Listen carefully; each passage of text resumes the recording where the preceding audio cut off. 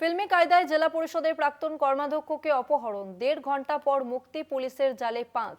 নবদ্বীপ থানার চর ব্রহ্মানগর এলাকার ঘটনা। বাড়ির সামনে থেকেই অপহৃত প্রাক্তন পঞ্চায়েত সমিতির সভাপতি।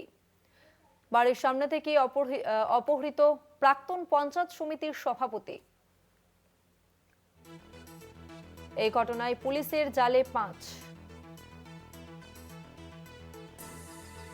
ফিল্মি কায়দায় জেলা পরিষদের প্রাক্তন কর্মাধ্যক্ষকে অপহরণ, প্রায় ১.৫ ঘন্টা পর মুক্তি, পুলিশের জালে ৫ অভিযুক্ত। নবদ্বীপ থানার চর ব্রহ্মনগর এলাকার ঘটনা। বাড়ির সামনে থেকেই অপহৃত প্রাক্তন পঞ্চায়েত সমিতির সভাপতি। প্রায় ১.৫ ঘন্টা পর অবশেষে তিনি মুক্তি পান এবং এই ঘটনায় পুলিশ ৫ জনকে গ্রেপ্তার করেছে। নবদ্বীপ থানার চর ব্রহ্মনগর এলাকার ঘটনা। বাড়ির সামনে থেকেই অপহরণ করা হয়েছিল প্রাক্তন পঞ্চায়েত সমিতির সভাপতিকে।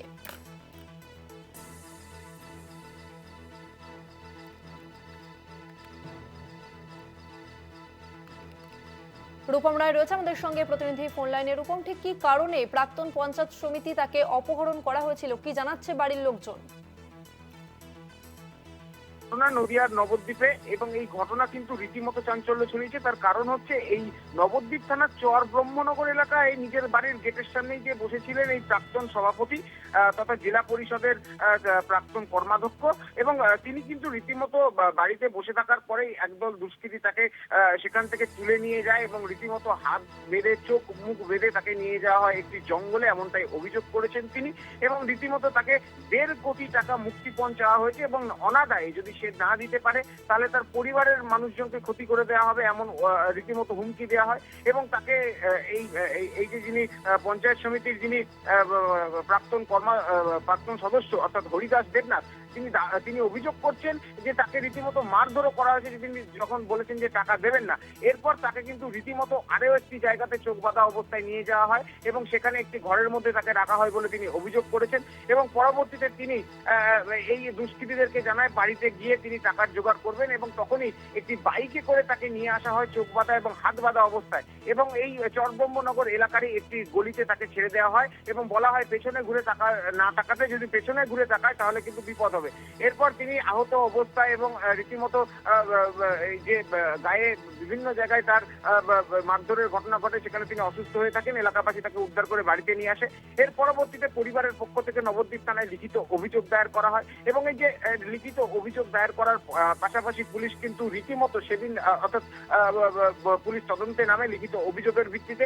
এবং এই ঘটনার সঙ্গে যে সিসিটিভি ফুটেজ অর্থাৎ এই যে পঞ্চায়েত সমিতির যিনি প্রাক্তন সভাপতি এবং জেলা পরিষদের প্রাক্তন কর্মাধ্যক্ষ হরিদাস বাবু, তিনি কোথায় ছিলেন এবং সেখানকার যে সিসিটিভি ফুটেজ, সেই সিসিটিভি ফুটেজ পুলিশ বিভিন্ন জায়গায় পরিলক্ষিত করে এবং সেই জায়গা থেকে রীতিমতো একটি সন্দেহভাজন গাড়ি তারা কিন্তু পুলিশ সেটাকে নজরে আসে এবং তারপরে সেই সন্দেহভাজন গাড়িকে আটক করা হয়েছে। এবং এই ঘটনার সঙ্গে যুক্ত এখনো পর্যন্ত ৫ জনকে রীতিমতো পুলিশের জালে আনা হয়েছে, এমনটাই পুলিশ সূত্রে খবর। তবে কি কারণ, শুধুমাত্র কি টাকার বিষয় নাকি এর পেছনে অন্য কোনো রহস্য রয়েছে, সমস্তটাই খতিয়ে দেখছে নবদ্বীপ থানার পুলিশ।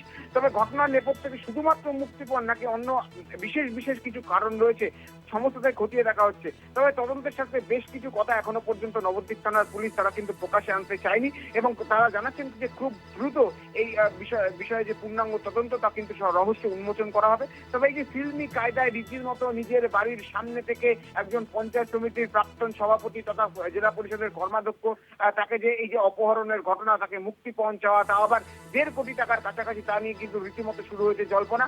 যদিও বিজেপির পক্ষ থেকে এই ঘটনায় রীতিমতো আসরে নামা হয়েছে নবদ্বীপের বিজেপি বিধায়ক শ্রুতিশেখর গোস্বামী, তিনি কিন্তু এই বিষয়ে বিশেষ নজর রেখেছেন এবং তার সঙ্গে সঙ্গে এই হরিদাস বাবুর সঙ্গে গিয়ে তিনি কথা বলেছেন এবং এটি পথসভা থেকে এই ঘটনার সঙ্গে যেই দুষ্কৃতীরা জড়িত তাদেরকে দৃষ্টান্তমূলক সাজার দাবি জানিয়েছেন তিনি। এখন গোটা ঘটনায় রীতিমতো চাঞ্চল্য নদিয়ার নবদ্বীপে। রশ্মিনা, ধন্যবাদ রূপম।